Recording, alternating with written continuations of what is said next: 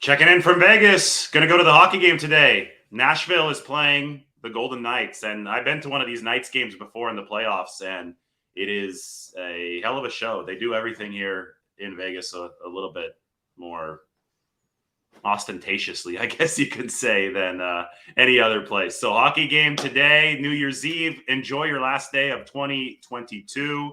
We have, 14 hours left, 14 hours, and the clock is ticking heading into 2023. That's when the 49ers will next play. They play the Raiders here in Las Vegas on January 1st, New Year's Day, 2023. So here it is. Will the 49ers beat the Raiders? Make sure to go ahead and check out the article, 10 observations, and our predictions. It's up on the screen. That's Mike McGlinchey for you. I'm going to talk a little bit about Mike McGlinchey right after I go through the quick keys to this game, but he's been better this season. And speaking of the keys to the game, he is one of them because the Raiders' biggest threat lies in edge rusher Max Crosby, who's going to be working almost exclusively against right tackle. So Mike McGlinchey, above average this season for sure in both pass blocking and run blocking, is going to be going up against one of the better edge rushers in the game in Max Crosby, who can definitely derail a game if McGlinchey doesn't do his job. All right, I'm going into the chat section right now, copying and pasting. There you go. Check it out. That is the article up on The Athletic, so you can go ahead and subscribe. I think from now until the end of the year, which is 14 hours away, it's $1 a month. You get The Athletic and the New York Times. All right, going through the keys to this one. Key number one, stop Josh Jacobs. Over 1,500 rushing yards for Jacobs, the 220-pound Raiders running back. He is the NFL leader in rushing. He also isn't happy that the Raiders just benched Derek Carr. So there's a lot of infighting going around with this Las Vegas team. And the last thing you want to do is give them a sense of positive energy. And I think their one way to grab positive energy would be through Josh Jacobs, the bruising running back. Now, the 49ers are coming off a game in which they faced two 220-pound running backs in Brian Robinson Jr.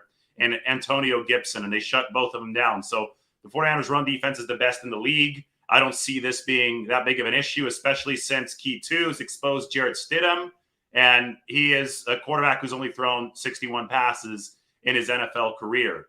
If Stidham is not as much of a threat as Derek Carr, which I don't expect him to be, then I think that stopping Josh Jacobs shouldn't be all that big of a deal for the NFL's top run defense. But the 49ers do want to expose a quarterback who doesn't have a lot of experience. That will probably involve mixing up some coverages, coming in hard with some blitzes, and just in general letting Nick Bosa eat. The Nick Bosa milestone watch. 2 more sacks, and he has the franchise record. 17.5 right now. 19.5 is the record for Aldon Smith. You could also tie Aldon Smith on the 49ers career list in this game. So Nick Bosa is the guy that's going to be getting after Jarrett Stidham, and obviously the 49ers have a whole lot more arsenal on that defensive side of the ball. Key number 3, pick on the Raiders secondary. Number 32 pass defense DVOA in NFL. They already cut their former first-round pick, the safety Jonathan Abram, earlier this season. These guys aren't good on the back end. They're not good on the defensive end. Brock Purdy, he's played some decent defenses, right? A good Washington defense last week. This week, this is not a good defense. I expect the 49ers to put up at least 30 points. They did against Washington. There's no excuse to not see that result against the Raiders this week. Key 4, and this is one that's tied in with Key 3, Mike McGlinchey against Max Crosby. Here's McGlinchey, here's my article, and here is the performance metrics chart for Mike McGlinchey over the course of his career. Blue is good, red is bad. As you can see, left column is pass blocking efficiency, right column is run block grade. McGlinchey started his career as an elite run blocker, but a below average pass blocker. For the last 2 seasons, he's been an above average pass blocker. The run blocking has degraded slightly, but he ranks in the top half in both pass and run blocking this year. It has been a good season for McGlinchey. It's a contract year for McGlinchey. The big question is, will the 49ers re-sign him? I think they probably will because they value him a lot more highly than fans do. But just from football terms, he's got a big matchup against Max Crosby this Sunday. And that ties right into Key 5. Take care of the football. You take care of the football if you take care of the quarterback. Protect the QB. Brock Purdy is going to make good decisions. Even if you don't protect him, he seems to have had made good decisions this year. But you don't want to play with fire. So McGlinchey needs to at least neutralize Max Crosby on enough snaps for the 49ers to be able to scheme around the really good Raiders edge rusher and then taking care of the football. That goes without saying, really. The Raiders, the only chance that they have at staying with the 49ers because they are so overmatched. I mean, no Derek Carr. They benched him. Chandler Jones is on IR. Denzel Perryman, their best linebacker, is on IR.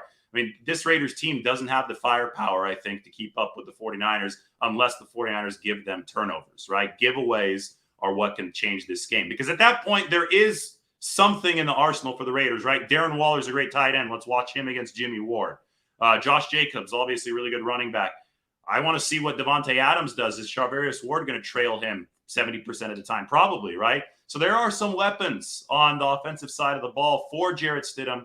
But again, not enough weapons, and the QB's not there anymore to be able to win this game mano a mano against the 49ers. They would need some takeaway help. So the 49ers need to protect the football. So we're back to the original question. Will the 49ers beat the Raiders? The answer is yes. One more time. Will the 49ers beat the Raiders? The answer is yes. For the prediction, go ahead and click on the link in the description or in the chat section. I'll be coming home with the prediction a little bit later today, still this year into 2022 from a cool spot in Vegas. But if you want it right now and you want that athletic subscription for $1 a month, go ahead and check it out. All right, everybody, thanks for watching. Time to go watch some hockey. Everybody take care.